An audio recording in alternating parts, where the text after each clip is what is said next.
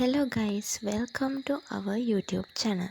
Fluent Future YouTube නාලිකාවට ඔයාලව ඔන්නත් ආදරයෙන් පිළිගන්නවා. අද අපි අපේ පාඩමෙන් කතා කරන්නේ අංක 30 ඉඳන් 40 වෙනකන් කොහොමද ජපන් භාෂාවෙන් ගණන් කරන්නේ කියලා. ඉතින් වැඩි කතා නැතුව අපි පාඩමට යමු.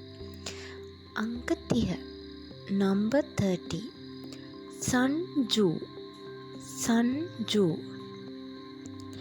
अंक 30 नंबर 30 संजू अंक 31 नंबर 31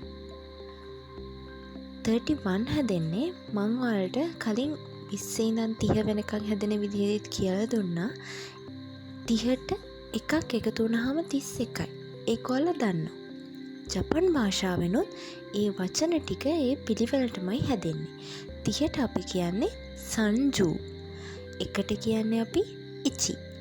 එතකොට 30ට එකක් එකතු වුණාම සංජු ඉචි.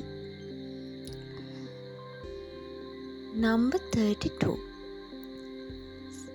සංජුනි අංක 32ට ජපන් භාෂාවෙන් කියන්නේ සංජුනි.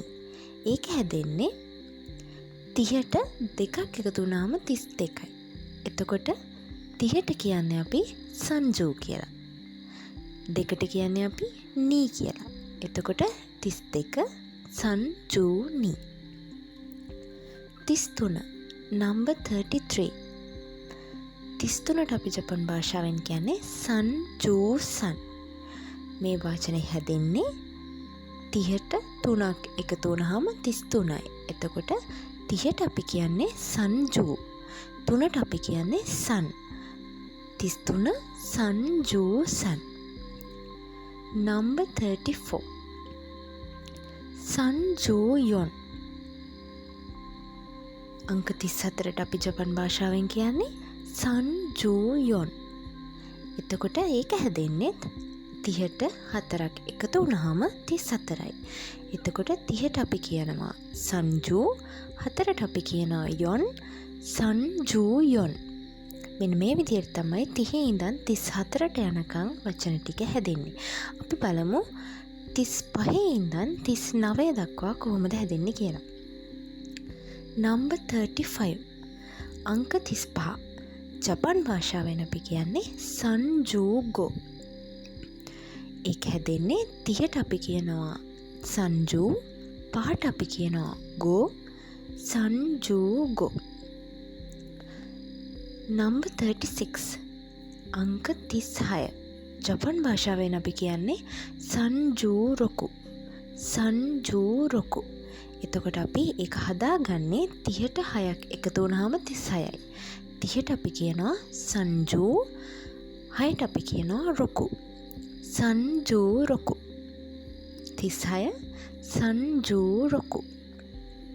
number 37 අංක 37 37ට අපි ජපන් භාෂාවෙන් කියන්නේ සංජූනන සංජූනන.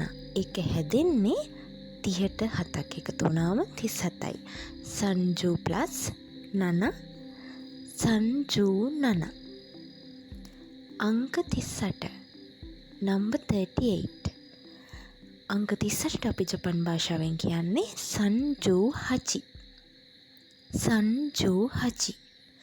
එතකොට ඒක හැදෙන්නේ 30ට අපි කියනවා සංජු 8ට අපි කියනවා හචි සංජු හචි. 38 සංජු හචි.